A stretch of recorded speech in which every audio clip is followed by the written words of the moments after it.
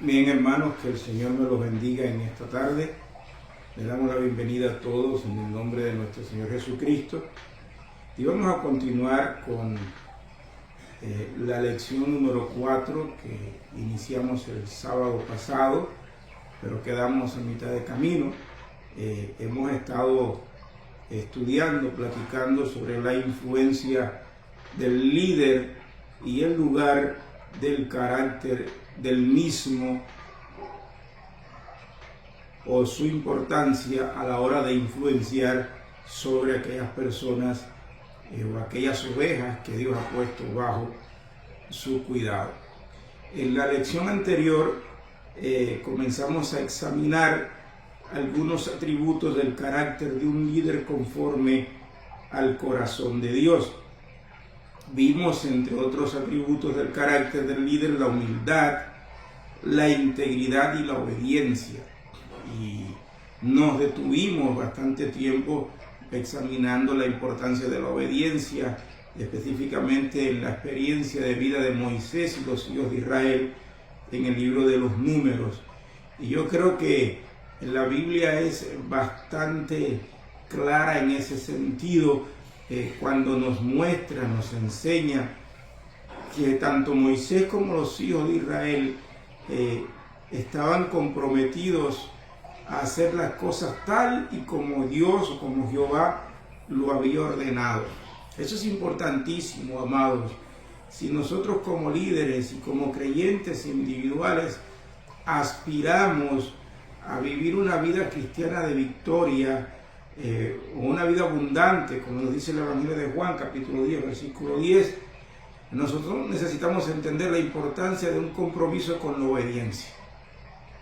Y no es la obediencia a mi manera, no es la obediencia a la manera de determinado líder o grupo de líderes, es la obediencia que se ajusta a la norma de las palabras de Dios. Esa es la obediencia que Dios bendice, esa es la obediencia que a la larga va a dar frutos y frutos que van a permanecer para alabanza y gloria de nuestro Dios. Entonces, vamos a continuar en esta tarde con un cuarto atributo que debe adornar el carácter, el estilo de vida de un líder conforme al corazón de Dios. Y hablamos de la pureza de corazón. Vamos a ver con algún ejemplo de las Escrituras lo que se nos enseña sobre la pureza de corazón. Cuando hablamos de la pureza de corazón, nos estamos refiriendo a esa capacidad que un hombre de Dios, un siervo de Dios, un hijo, una hija de Dios, tienen para actuar sobre la base de motivaciones limpias, sin egoísmo, sin dobles de carácter, sin dobles intenciones, sin hipocresía. La pureza de corazón es esa cualidad de aquello que no es contaminado o que está libre de cualquier tipo o forma de contaminación. Eso es importantísimo. Y uno de los profetas en el Antiguo Testamento que se destaca por su pureza y devoción, entre muchísimos otros que podríamos buscar, es el profeta Daniel. En el libro de Daniel, capítulo 6, versículo 4, si usted se fija allí conmigo en su Biblia, usted va a notar que se menciona que los enemigos de Daniel no pudieron encontrar falta alguna en la vida de este hombre de Dios, porque era un hombre íntegro, porque era un hombre fiel, porque era un hombre de corazón puro delante de Dios, y así vivía también delante de sus semejantes. Mire capítulo 6 del libro de Daniel, lo que nos dice el Señor allí. Entonces los funcionarios y sátrapas buscaron un motivo para acusar a Daniel con respecto a los asuntos del reino, pero no pudieron encontrar ningún motivo de acusación ni evidencia alguna de corrupción, por cuanto él, Daniel, era fiel y ninguna negligencia ni corrupción podía hallarse en él. No había impureza en la vida de este hombre, no había corrupción de ningún tipo. Era un hombre íntegro, de corazón limpio, de corazón puro, delante de Dios y delante de sus semejantes. Eso es importantísimo en la vida de cualquier siervo de Dios, de todo hijo de Dios. Si una de las batallas que debemos pelear es la batalla por la pureza, es la batalla por la santidad, que podamos vivir delante de los hombres como si estuviésemos viviendo delante de Dios las 24 horas de nuestros días, que podamos caminar de tal manera que seamos irreprensibles ante el mundo que nos mira, ante nuestros semejantes. Eso debe ser una virtud que adorne el carácter, el estilo de vida de cualquier hombre de Dios en nuestro tiempo. Me llama la atención, en el libro de Daniel, también capítulo 9, versículo 23, cuando el ángel Gabriel se presenta a Daniel, le dice con estas palabras que él es muy amado por Dios. Y pensaba en eso y decía, bueno, ¿a quién ama a Dios? ¿Quiénes son los que Dios ama en verdad? La Biblia nos dice que Dios aborrece el pecado, que Dios aborrece a los impíos, que Dios no se contenta con los pecadores. Así que cuando escuchamos a un ángel decir que este hombre Daniel es muy amado de Dios, es que tiene que haber en él esa pureza de corazón, esa integridad de corazón, esa limpieza de alma que debe adornar la vida de todo verdadero hombre de Dios. Otro ejemplo que a mí me impacta mucho y no puedo pasarlo por alto en esta ocasión, porque creo que si hablo de Daniel debo hablar de él cuando toco este punto, es el profeta Isaías. La Biblia nos enseña en el capítulo 6, versículo 6 en adelante del libro del profeta Isaías, que cuando el profeta Isaías tuvo la visión de Dios estando en el templo, en esta visión el Señor purificó a su siervo, purificó al profeta Isaías. La expresión que se utiliza es carbón encendido. Mire conmigo Isaías capítulo 6, versículos 6 y 7. Entonces voló hacia mí uno de los serafines con un carbón encendido en su mano, que había tomado del altar con las tenazas. Sí. Uno de los serafines que estaba delante de Dios, dice Isaías, que voló hacia él, tenía un carbón encendido en su mano que había tomado del altar de Dios con unas tenazas. Y con dicho carbón encendido tocó la boca del profeta y le dijo: esto ha tocado tus labios y es quitada tu culpa, es quitada tu iniquidad y es perdonado tu pecado. Bendito sea el nombre del Señor. En ese momento, por un acto de la gracia de Dios, por un acto de la misericordia de Dios, el profeta Isaías, que había sido confrontado con su verdadera naturaleza corrompida y pecadora, es purificado por el Dios bendito, es santificado por el Dios bendito. Y eso es importante, hermanos, que lo tengamos presente. Porque lo que se está expresando aquí es que este hombre, que hasta ese momento había sido un hombre contaminado, como él mismo dice, inmundo de labios y habitando en medio de gente que tenía labios inmundos, ahora este hombre es santificado, es purificado por Dios como un acto de gracia. ¿Por qué digo que esto es importante? Porque mire, amados hermanos, la pureza, la santidad es un acto del amor de Dios en la vida de sus escogidos. Usted y yo somos llamados por Dios a santidad. Usted y yo estamos llamados a pelear la batalla por la santidad. Pero en ninguna manera usted y yo llegamos a ser santos a menos que la gracia de Dios nos sea dada. Dios nos escogió en Cristo antes de la fundación del mundo. Nos apartó en Cristo para que fuésemos un pueblo santo delante de Él. Pero ahora nos guía en el camino que nos ha de conducir a la pureza y a la santidad. Y sin Él, ningún esfuerzo humano puede darnos pureza y santidad. Por tanto, necesitamos cada día de nuestras vidas acudir a Él en humildad de corazón, humillado en nuestros corazones, y rogarle al Señor que nos capacite para vivir en santidad, en pureza de corazón y de espíritu. Si es que hemos de ser siervos que dejen una marca, que tengan una influencia positiva para la gloria de Dios en las personas a quienes pastoreamos, en las personas a quienes estamos guiando o enseñando, entonces vamos a necesitar rendirnos, someternos a Dios para que Él nos haga santos y que asimismo podamos nosotros desafiar a otros a ser santos, así como nosotros lo estamos siendo por la gracia de nuestro bendito Dios. La quinta marca que debe adornar el carácter y el estilo de vida de un líder es la siguiente: amor por los demás, pero muy especialmente amor por aquellos que Dios ha puesto bajo su cuidado, aquellos a quienes Dios te ha dado para que tú discipules, guíes, pastorees, aconsejes, enseñes.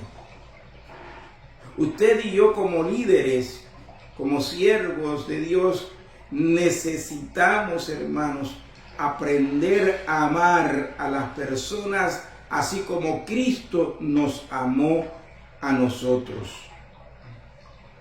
El amor debe ser sin fingimiento. Debemos amar lo bueno y aborrecer lo malo. Y debemos enseñar a las personas a amarse los unos a los otros. Recordemos el gran mandamiento de nuestro Señor Jesucristo a los discípulos antes de ir a la cruz. Un mandamiento nuevo os doy, que os améis unos a otros, como yo os he amado, que os améis también vosotros. Pero hay un ejemplo en el Antiguo Testamento que quiero una vez más traer a colación. Ya hemos hablado de él, pero inevitablemente si vamos a hablar de amor hacia las ovejas del Señor, no podemos ignorar a este personaje, a este gran hombre de Dios, que es Moisés, el profeta y libertador de Israel. En el libro de Éxodo, capítulo 32, versículo 31 y 32, tenemos la intercesión de Moisés ante Dios por los hijos de Israel, después que estos habían caído en el terrible pecado de hacer un becerro de oro para adorarlo como si fuese su Dios, su libertador. Mira las palabras de Moisés inspirado por el Espíritu Santo en el libro de Éxodo capítulo 32. Verso 31 nos dice: entonces Moisés volvió al Señor y le dijo: ¡ay, Señor! Este pueblo ha cometido un gran pecado. Se ha hecho un Dios de oro. Pero ahora, si es tu voluntad, perdona su pecado. Y si no, bórrame del libro que has escrito. Tal es el amor de Moisés por los hijos de Israel, que ruega a Dios perdone el terrible pecado que han cometido.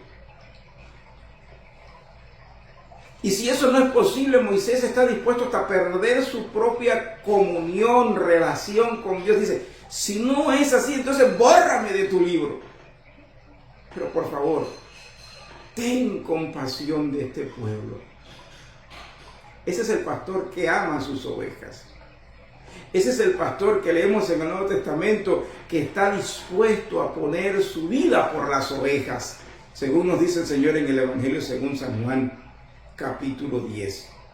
Moisés es una casi perfecta imagen o sombra de Jesucristo en el Antiguo Testamento. Pero otro ejemplo que nos acerca mucho a Jesucristo en el Antiguo Testamento es el profeta o el rey David. En el segundo libro de Samuel, capítulo 24, versículo 17, allí David como rey nos muestra su amor por la nación de Israel. Y en ese pasaje él pide a Dios lo castigue a él en lugar de castigar a su pueblo. Mire las palabras en 2 Samuel 24, 17, allí se nos dice: entonces David habló al Señor cuando vio al ángel que hería al pueblo y dijo: yo soy el que ha pecado y yo soy el que ha hecho mal. Pero estas ovejas, ¿qué han hecho? Pregunta el rey al Señor. Te ruego, esa es la petición, que tu mano caiga sobre mí y sobre la casa de mi padre. David está dispuesto también a sufrir el castigo, la ira de Dios sobre su propio cuerpo, sobre la casa de su padre, dice él, pero no sobre tu pueblo, Señor. ¿Qué han hecho ellos? Es su pregunta. Yo soy el que ha pecado, yo soy el que ha hecho mal, pero no tus ovejas, Señor. Caiga sobre mí tu mano y sobre la casa de mi padre. Ahora mire, el contraste entre David y Jesucristo como líder aquí es el siguiente. David había pecado. David pide llevar sobre sí la carga del pecado, el juicio, la ira de Dios, porque él ha pecado. Y pide: Dios, que no sea tu pueblo el que sufre ese pecado, sino yo que he pecado. Pero no pasa lo mismo en el caso de nuestro bendito Salvador Jesucristo como líder. Él nunca pecó, nos dice la palabra de Dios, nunca hubo engaño en su boca. Pero sin embargo, Él llevó sobre su cuerpo en la cruz del Calvario tu pecado y mi pecado, tu culpa y mi culpa. La ira de Dios fue sobre Él en la cruz del Calvario y todo eso fue solamente por amor a ti y a mí. Amados hermanos, no perdamos de vista eso. Si usted anhela ser un hombre o una mujer conforme al corazón de Dios, si usted desea manifestar la vida de Dios, un carácter de un santo de Dios, de un santo hijo de Dios, usted tiene que aprender a amar como Jesús nos amó. Yo necesito aprender a amar como Jesús me amó. El estándar no puede quedar por debajo de eso. La meta, cuando se trata de amar a las ovejas, la meta es Jesucristo. Y hemos de aprender a amarlos como Él los amó. Dice la Biblia que cuando hubo llegado la hora, el momento de comenzar a padecer, dice: como había amado a los suyos que estaban en el mundo, los amó hasta el fin. Si usted es un verdadero hijo de Dios, una verdadera hija de Dios, el amor nunca se agotará en usted. El amor debe ser hasta el fin. No importan las consecuencias, hemos de amar hasta el fin, hasta las últimas consecuencias. De lo contrario, no estamos mostrando el carácter de un líder conforme al corazón de Dios. Otro profeta que nos desafía a la hora de amar como Dios ama, como Jesús ama, es el profeta Jeremías, conocido en la historia como el profeta llorón. Jeremías en su libro expresa el profundo amor que sentía por el pueblo de Dios, que sufría el castigo de Dios a causa de su pecado. En el capítulo 9 de su libro, mire las palabras del profeta inspirado por el Espíritu Santo. Dice, ¿quién me diera que mi cabeza se hiciera agua? Dice Jeremías. Y mis ojos fuentes de lágrimas,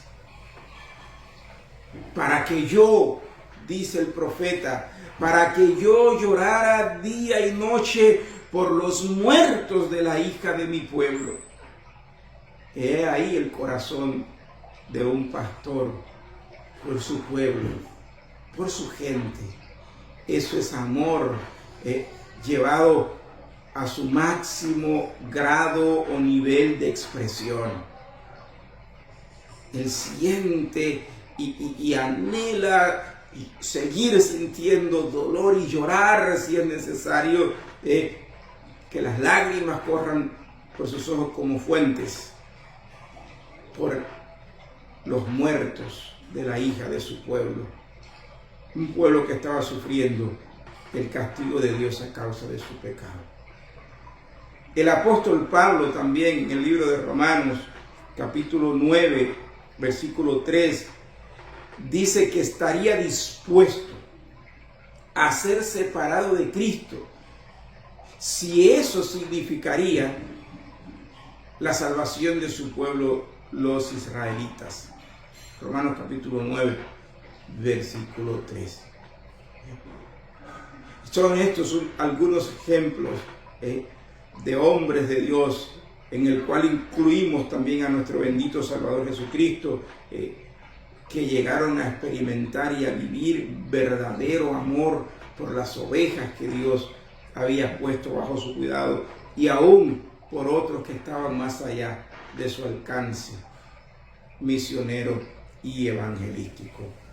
Cada uno de ellos mostró amor hacia los demás de forma diferente, pero todos reflejan en su experiencia el corazón de Dios, el amor de Dios, el carácter de un auténtico hombre de Dios.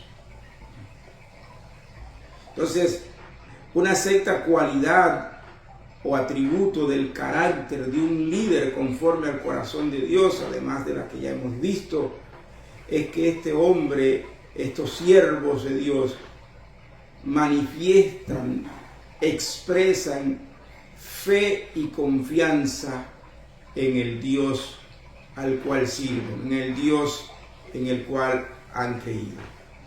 Mantenerse firme en una dependencia total de Dios, aun cuando las circunstancias puedan tornarse imposibles, inciertas.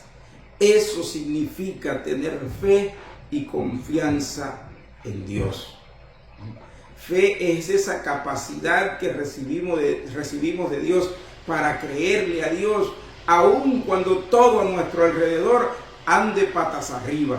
Aun cuando las circunstancias a tu alrededor digan que no hay solución, que no hay esperanza, que el fin es inevitable, que no se puede hacer nada, la fe, la confianza en Dios te mantiene firme.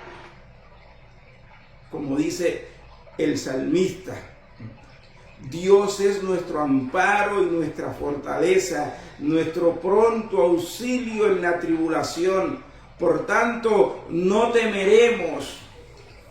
Aunque la tierra sea removida, aunque los montes sean traspasados al corazón del mar, nosotros seguiremos confiando, nosotros seguiremos teniendo fe, porque sabemos en quién hemos creído y estamos convencidos que Él es poderoso para guardar nuestro depósito hasta el día de Jesucristo. La fe y la confianza en Dios se expresan, repito, aun cuando todo parece que ha llegado a su fin. Eso nos muestra Job en su experiencia.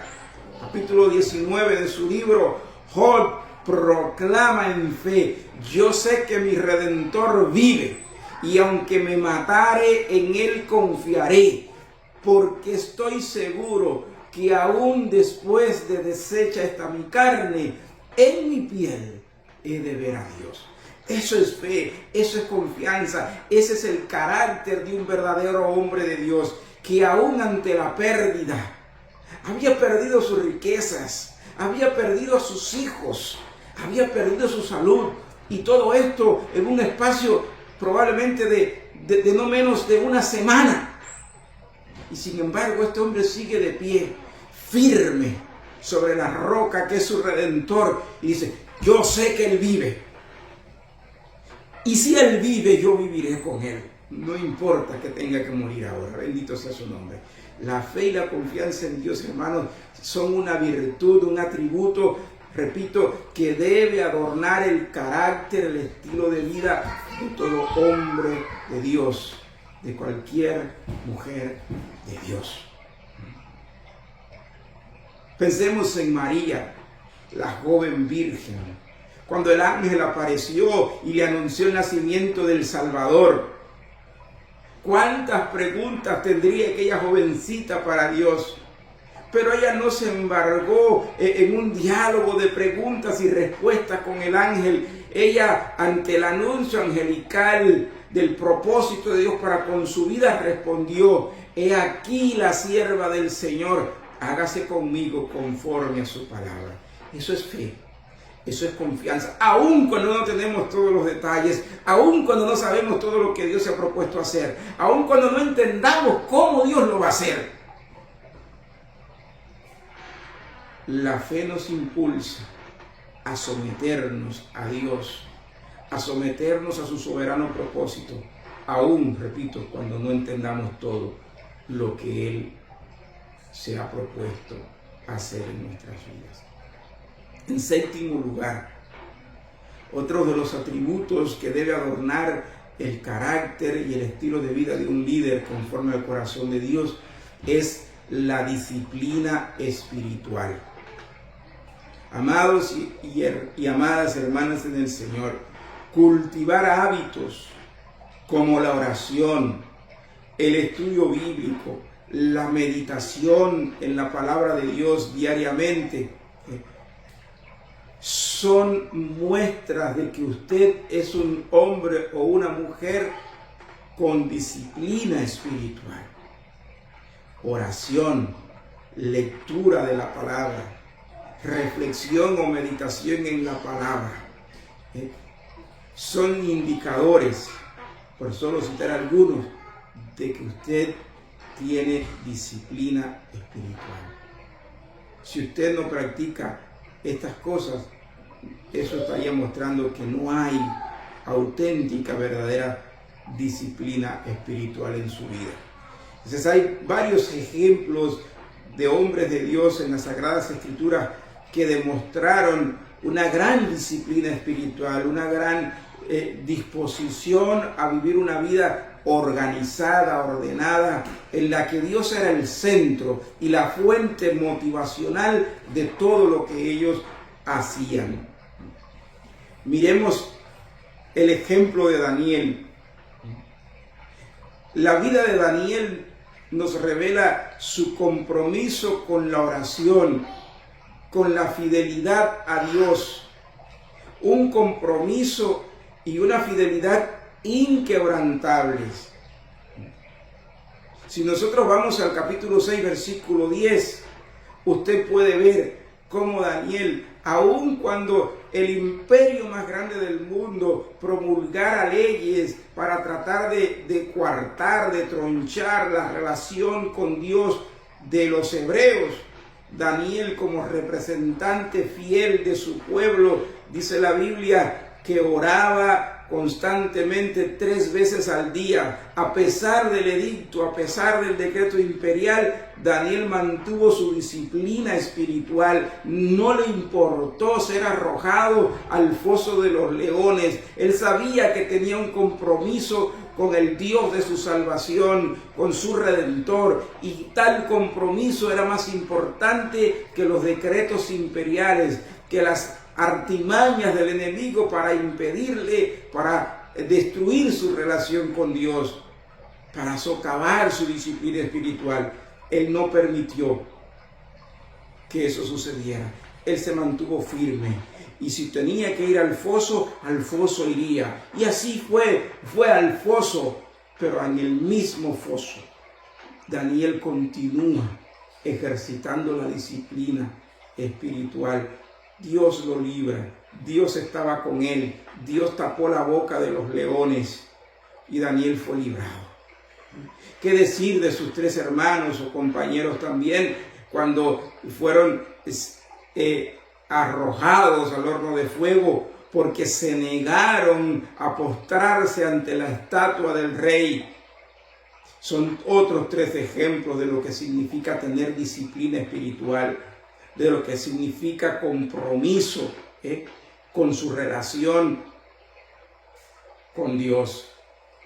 La disciplina espiritual se expresó en la vida de estos 3 jóvenes y de Daniel en situaciones extremas, pero ellos estuvieron dispuestos a pagar el precio con sus propias vidas, pero no estaban dispuestos a romper su relación con Dios, a cambiar su estilo de vida, a romper con la disciplina que habían aprendido desde pequeños. Y eso debería ser también nuestra actitud, amados hermanos. Esa debería ser una práctica que no deberíamos ignorar. El apóstol Pablo también en la primera epístola a los Corintios, capítulo 9, versículo 27, habla de cómo él mismo se disciplinaba, él mismo disciplinaba su cuerpo para no ser descalificado en su servicio al Señor. Así que cuando él dice que golpea su cuerpo, que somete su cuerpo, lo que nos está diciendo es eso. Hay una disciplina y mi cuerpo, aunque mi cuerpo no quiera, aunque mi carne se rebele, yo someto mi cuerpo, yo someto mi carne al propósito de Dios, a la disciplina de Dios, porque no quiero ser descalificado como llamado, como siervo de Dios, como escogido de Dios. Lo mismo pasaba con Moisés, de quien ya hemos hablado y no nos cansaríamos de seguir hablando de él. La obediencia constante de Moisés, amados hermanos, esa obediencia, ese celo por hacer las cosas tal y como Dios lo ordenaba, por seguir el mapa divino, por seguir el plan divino, por seguir el propósito divino a la manera de Dios y para la gloria de Dios, son una muestra de una disciplina espiritual fiel, total, radical y completa. Y es esa clase de disciplina la que se necesita hoy en nuestras iglesias, en nuestras vidas personales. ¿Y qué podemos decir de nuestro Señor Jesucristo? Él es el mayor ejemplo de disciplina espiritual. En Mateo capítulo 4 y en Lucas 4, cuando él fue llevado por el Espíritu al desierto para ser tentado por Satanás, Jesús nos dio muestra de disciplina espiritual. Resistió la tentación en el desierto mediante la oración, mediante el ayuno y el uso de la palabra de Dios, las sagradas escrituras. Lo mismo debería ser en nuestro caso. Deberíamos seguir el modelo de Jesús, el modelo que nos muestra Pablo, el modelo que nos muestra Moisés, el modelo que nos muestra Daniel y sus hermanos en Babilonia. Son los modelos, los paradigmas de Dios para nuestras vidas, si hemos de ser hombres y mujeres disciplinados. En octavo lugar, el octavo atributo que debe adornar el carácter y la experiencia de vida de un hombre o una mujer conforme al corazón de Dios, amados, es la valentía moral y espiritual. ¿Qué queremos decir con ello? Muy sencillo. Es esa capacidad y disposición del corazón, del espíritu, para hacer lo correcto, aunque hacerlo nos cueste la vida. El líder espiritual defiende la verdad con firmeza, con gracia, sin temor y sin importar el precio que se tenga que pagar por defender la verdad que nos ha sido entregada, la verdad que está en Jesús. Y muchos otros ejemplos hay, pero miremos específicamente a David.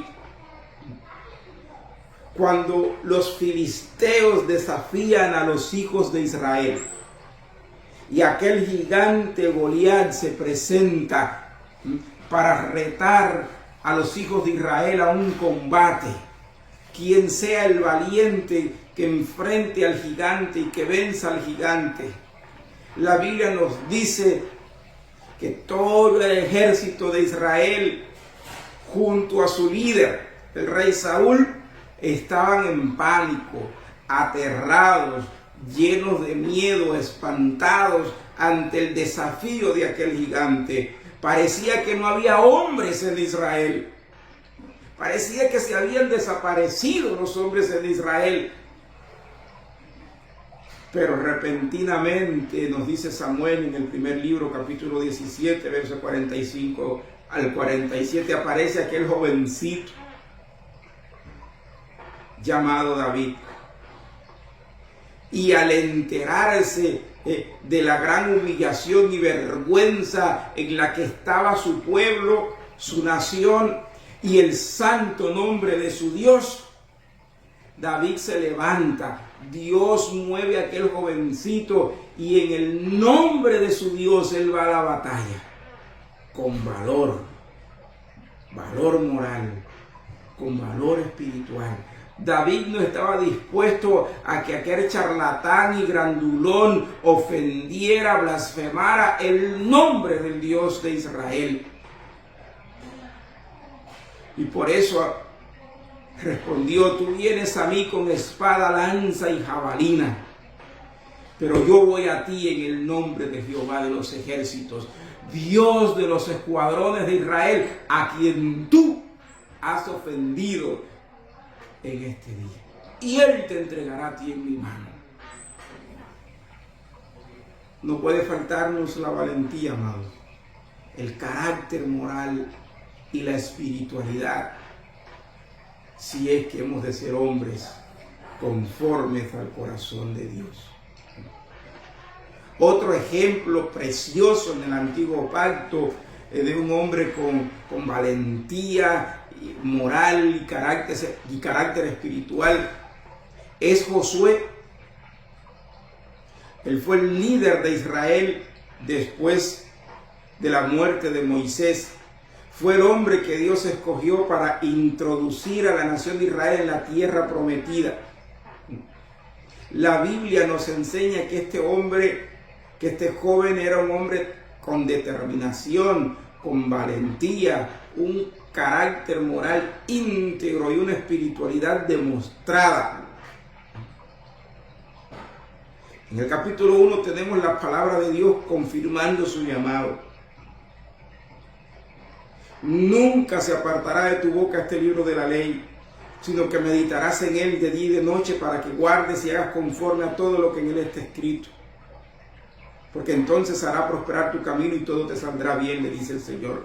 Mira que te mando que te esfuerces y seas valiente. No temas ni desmayes, porque Jehová tu Dios estará contigo en donde quiera que vayas. Así Dios confirma su llamado en el capítulo 1. Pero a lo largo de todo el libro vemos cómo este joven líder refleja valentía, demuestra un carácter moral y una espiritualidad a prueba de fuego. Tanto es que al final de su vida, cuando ya él sabe que su partida con el Señor estaba cerca, reúne a toda la nación. Y en su último discurso, en su último sermón a la nación de Israel, él lanza un reto, él lanza un desafío a la nación y les dice a la nación: escogeos hoy a quién sirváis, Si a los dioses a quienes sirvieron nuestros padres cuando estaban del otro lado del río, y le da una lista de los pueblos que habitaban al otro lado del río, para terminar diciendo: pero yo y mi casa serviremos a Jehová. Carácter, valentía, espiritualidad a prueba de fuego. Ese era Josué. Moisés, cuando encara al faraón en Egipto, muestra una valentía, una integridad espiritual, un carácter moral también digno de encomio. Gedeón es otro de esos ejemplos que podríamos citar. El profeta Elías, cuando tiene que enfrentar a los profetas de Baal, cuando tiene que enfrentar al rey perverso y a la perversa Jezabel. Aunque en un momento tuvo temor y salió huyendo, no se puede negar que era un hombre de mucho valor, con un carácter moral probado y una espiritualidad también ampliamente demostrada. Así que, amados hermanos, es importante, como lo vimos en el curso de llamados a ser líderes del Dr. John MacArthur, y ahora lo estamos viendo en este curso de Black Kavi, el carácter de un líder es determinante si queremos dejar una marca positiva en nuestra generación.